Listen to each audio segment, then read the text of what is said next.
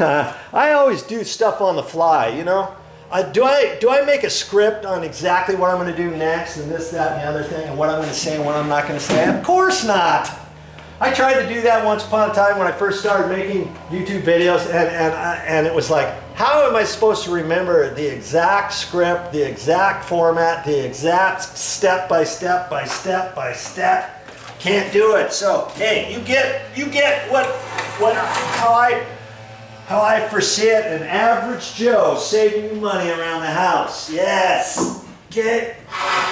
So my next step. Maybe I'll do it over on that side. My next step is to take my plywood strip, and it's going to be like that. And I'm going to take this piece, and I'm going to use this as the sleeve to fit underneath it. Okay, it's not going to hit anything underneath the bed. I'm going to put that right in the center of that underneath here. Does that make sense?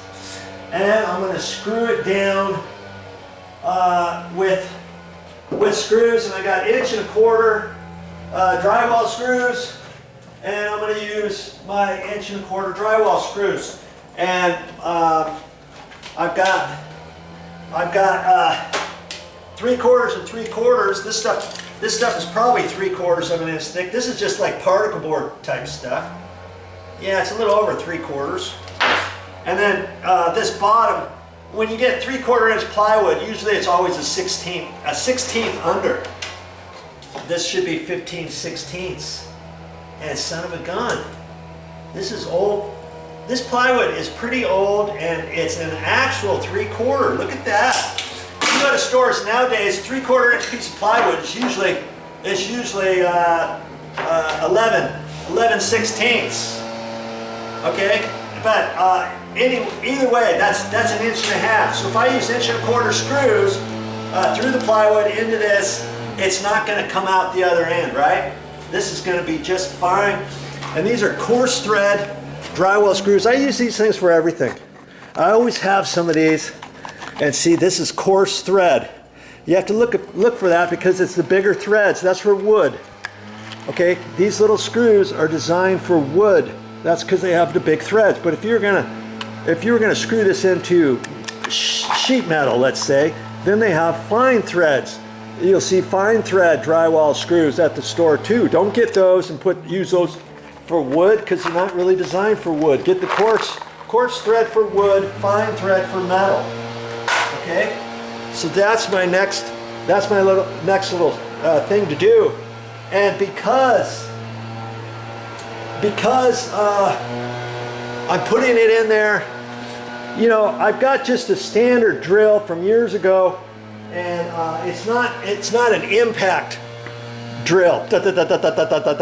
So I'm probably going to have to pre-drill some holes in it, and I'll probably have to countersink some little areas on the plywood in order for it to go down further, because my drill, it's my pop's old drill.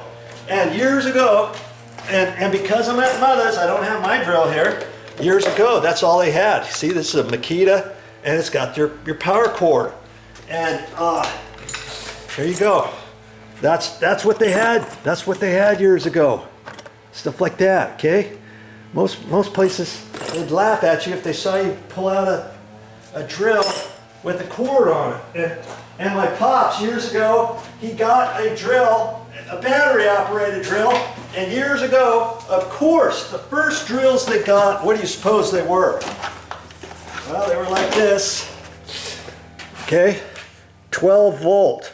Then they went up to 18 volt. Then they went up to 20 volt. And then they went up to lithium batteries, and this is a regular battery. And if I had this all charged up, I could use it for, you know, half a dozen screws, 25, 30 screws, and then the battery needs to be charged up. So lots of times I don't even use this for much of anything, but I have it in case I need it. And in this case, I don't necessarily need it. I've got the tip. The tip I'll use. See, my little extension bit with the with the magnet on there, and I'll use the tip. So I'll use that out of that, and I'll get ready for that. But if you had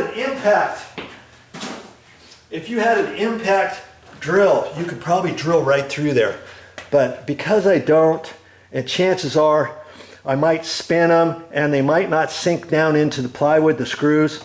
I have a feeling I'm going to have to pre-drill the top and then countersink a little hole there so that my screws fit nice and snug when I screw it down into that MDF wafer material underneath. Okay, so I'm going to get set up for that, and that is next. Now before I do that, I mean, is there a right side or a wrong side on this plywood? Not really, but this side has open little knot holes. This is considered the back side of the plywood, so I'm gonna put the other plywood side facing up. This side here is underneath there. That's the side with it looks pre-finished. See how you got all kinds of knots and stuff like that underneath here? I mean, they still use it, and this was an exterior grade 3/4 inch plywood. Okay, and so I am going to use use the front side. Okay, for the top. So what does that mean? What does that mean? We got to think about this for a minute, right? I'm going to have to flip this plywood over, aren't I? I can't just slip this underneath, screw it. Because then this will be on the front side. So I'm glad I'm talking about that and not getting carried away. So I'm going to flip this over and turn it around and all that kind of stuff and get it all set up so that my edge is right here, and get set up to do that. Think about your project step by step. You can do it. Now here's something I don't want you to miss on my video here. Okay, just because it has to do with how to lower your bed box, your bed mattress or something like that, or I'm not even sure what I'm going to title it. You never know. I never know what I'm going to show, what I'm going to explain. I've already talked to you how to sharpen a skill saw, how to use a skill saw, how to cut with a skill saw, how to measure, how to set up the project, how to do boom, bing, bing, bang, boom. And so even if you're not doing this particular project on lowering a bed, maybe you can already learn some certain things. And hey, yeah, I could save some money. I could buy some tools. It makes sense. VideoJoe says if I do certain things on my own, I can save that money from having to pay somebody and use some of that money, a portion of that money, a very small portion of that money, to purchase some tools and start collecting a collection of tools that I can use for all kinds of different projects. That makes sense. So if you just learned that one thing on this video and you decided to watch the entire video, give yourself a gold star, because you just learned something. You can apply that to the rest of your life, and that goes for most all of my videos. Okay, I'll always say something that just challenge yourself to find one solid thing on any of my videos that will help you through life, save money, teach you something, learn something new that you've never learned before, or stuff like that. Okay, so another good reason to watch my videos. Okay, before I do anything more, you can see all the sawdust that I have down on the floor. Because this is a concrete floor, it's kind of slippery and stuff. Can you see that if I just leave all this stuff here, I'm going to track it all over the place? I've already been inside the house a couple times. I've tracked it in on the tile floor. I've tracked it in on the carpet. Back and forth I go.